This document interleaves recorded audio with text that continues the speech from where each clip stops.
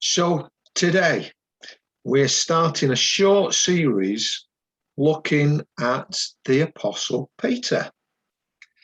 And we start looking at a story of faith and doubt. And we see these two reflected in this episode in the life of Peter in just a very few moments. Faith and doubt. Two notions that we today wrestle with in our own lives. Of course, when we talk of walking on water, we instantly think of Jesus. But on that day, two people actually walked on water.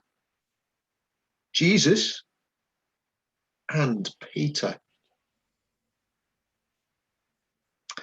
Now, for some people, the whole idea of walking on water may be strange and utterly fantastical. But this is a story that tells us that nothing is impossible for Jesus. Why does Jesus do it? Why does he walk on water? Well, we've all heard the old joke, haven't we? Why did the chicken cross the road? And although I can't hear you, the answer, I'm sure, coming back across the screen is to get to the other side.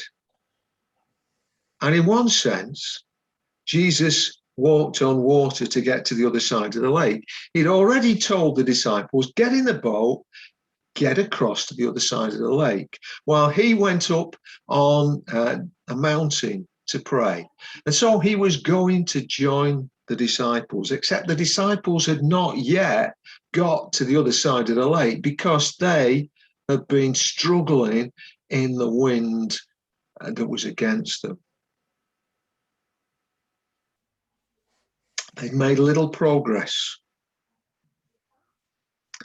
So the first message here in this passage is that when we are steering a course through life that just relies on our human abilities, on our own strength, and trusting in ourselves alone, there will be times when we struggle because the circumstances are against us and the forces around us are just too much. Adversity will be in danger of overwhelming us and at the very least checking our progress. I'm sure all of us can identify with that, and particularly with everything that we've been going through in the past 18 months.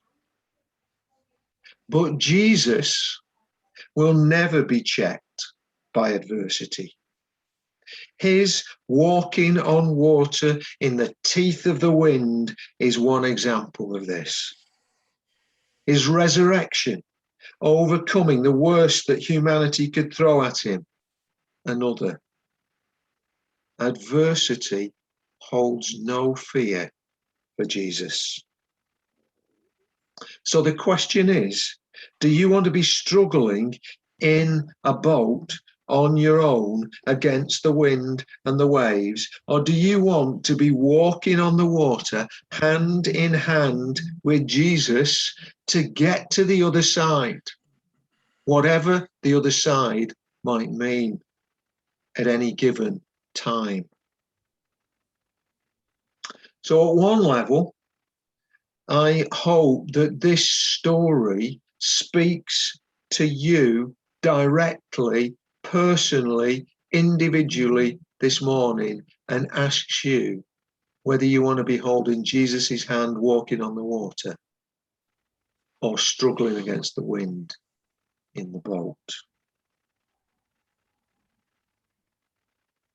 But this should also speak to us as church, as the people of God together.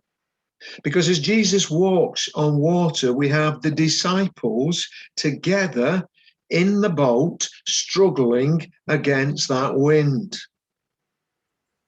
And then they see Jesus walking on the water. And to their struggling is added fear. Matthew tells us they were terrified. They thought that they were seeing a ghost.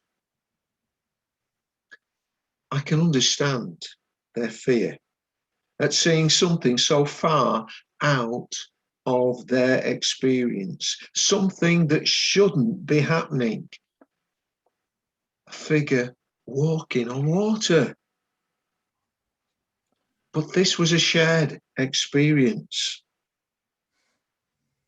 And then, in that moment of fear, of terror, Jesus speaks. He says, "Take courage, it is I. Don't be afraid." Three very simple phrases.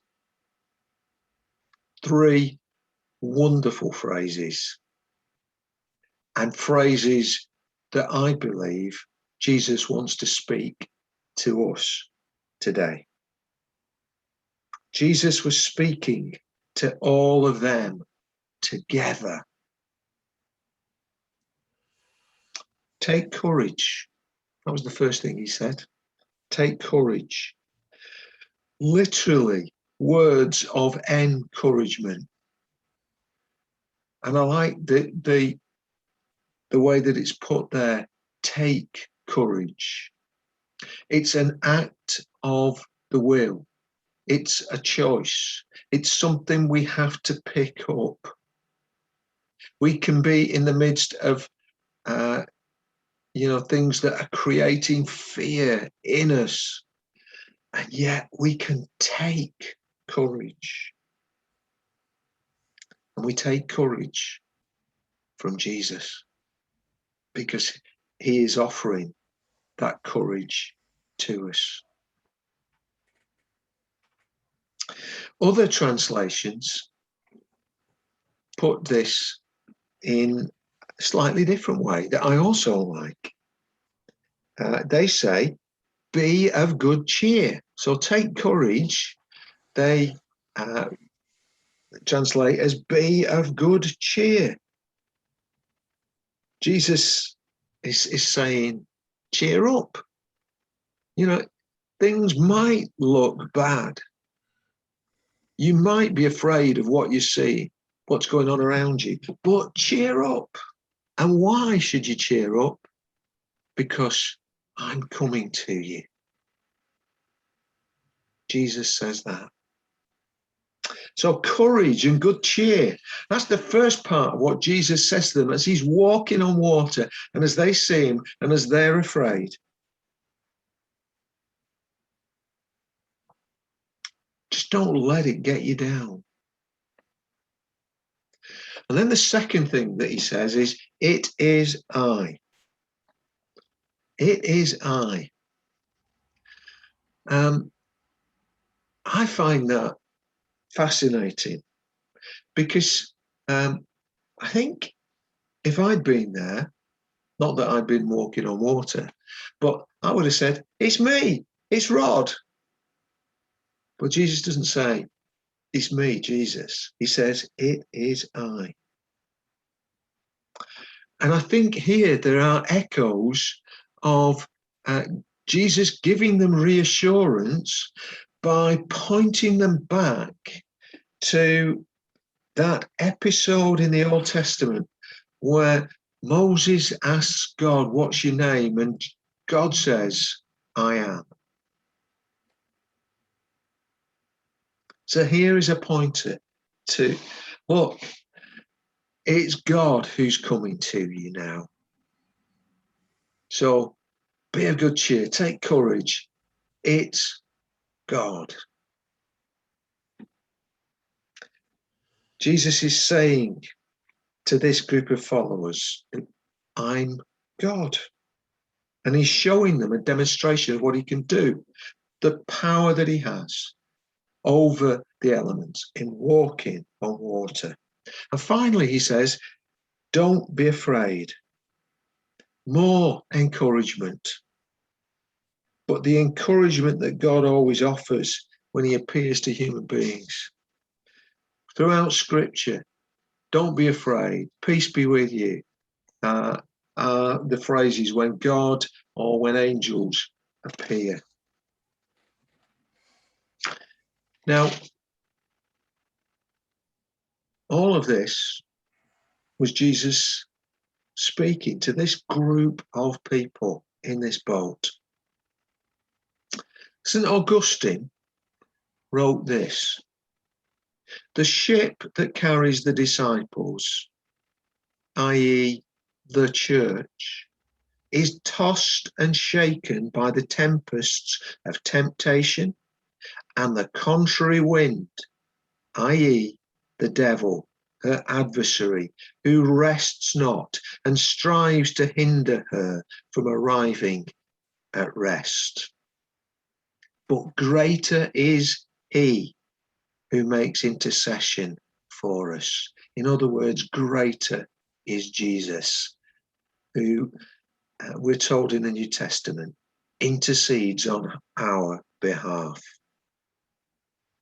So Jesus, in this incident, as Augustine points out, is challenging us as church. Here we are, having been struggling against the wind, against the storm of the pandemic. And now Jesus is encouraging us that we needn't fear, because he is coming to us. He is with us, and the other side of the lake is beckoning. Remember, Jesus was wanting to get to the other side. So what does this mean? We need to think now seriously about being church in a different world and for a different world. The pandemic has changed the world in which we live. We need to learn the lessons of the last 18 months. Things will not be the same. They might be similar to how they were, but they won't be the same. And in one sense, we should embrace that and delight in that and go where God is leading us. There will be a new normal. So please, as we explore what this new normal is going to be like, join the conversation as we seek to work it out. As we seek to work out what this will be like in terms of worship, prayer, small groups, community work, and evangelism. But I said there were two people who walked on water, not just Jesus, and not just Jesus then addressing those in the boat. The second person to walk on water that day was Peter. And I think we often forget that he actually did walk on water because we choose to remember his failure rather than his success. And I think we choose to remember his failure because we know that we'd be good at the failure bit and not necessarily so good at the walking on water bit. Peter's story here, it is fascinating. And I think it reflects so much on our experience. It's a story of struggle. He was in the boat, straining and struggling against the wind, not making much progress. Like us. Fear. He was one of the terrified disciples who saw the figure of Jesus walking on water, thinking he was a ghost. When we see things that are disturbing, we can be afraid. Faith. This is what he said, Lord, if it's you, tell me to come to you on the water.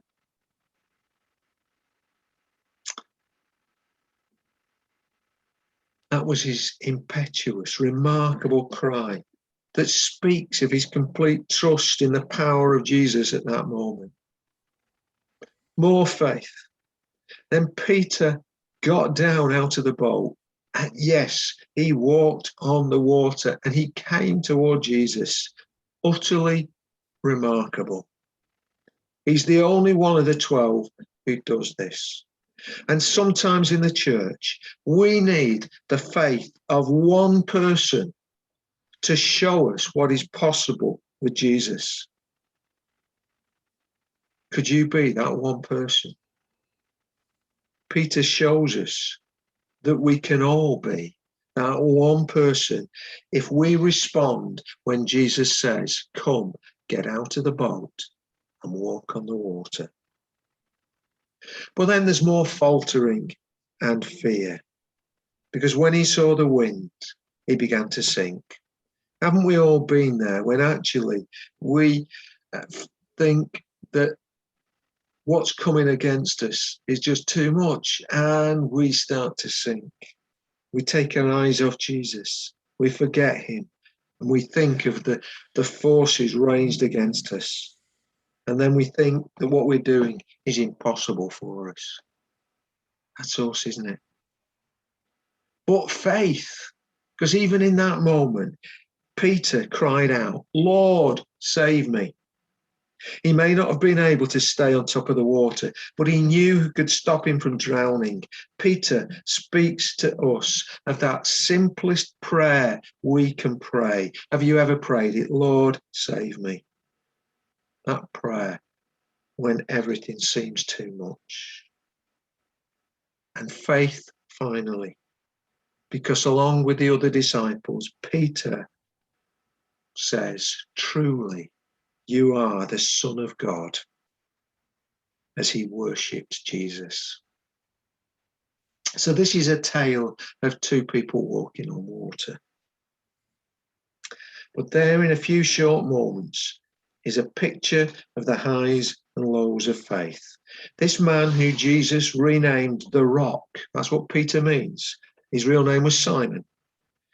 This man who Jesus said about that he would build his church on him is just like you and me. So we are the building blocks of the church.